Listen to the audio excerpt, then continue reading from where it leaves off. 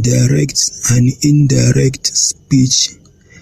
Ana yin amfani da direct speech ne domin nuna cewa kana faɗar asalin maganar da wani mutum ya faɗa ne, sannan kuma a koda yaushe ana buƙatar a sanya maganar da mutumin ya faɗa a cikin quotation mark, wato wannan alamar. A ɓangare guda kuma, ana yin amfani da indirect speech ne domin yin bayani akan abun da ya riga ya faru.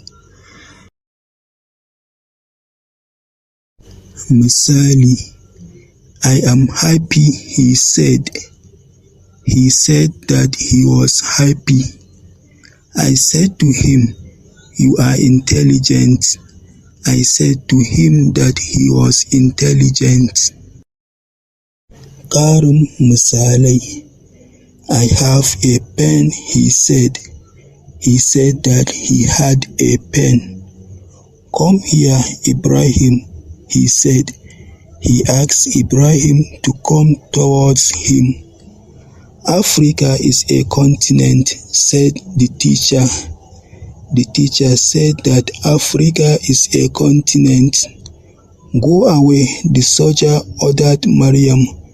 The soldier ordered her to go away.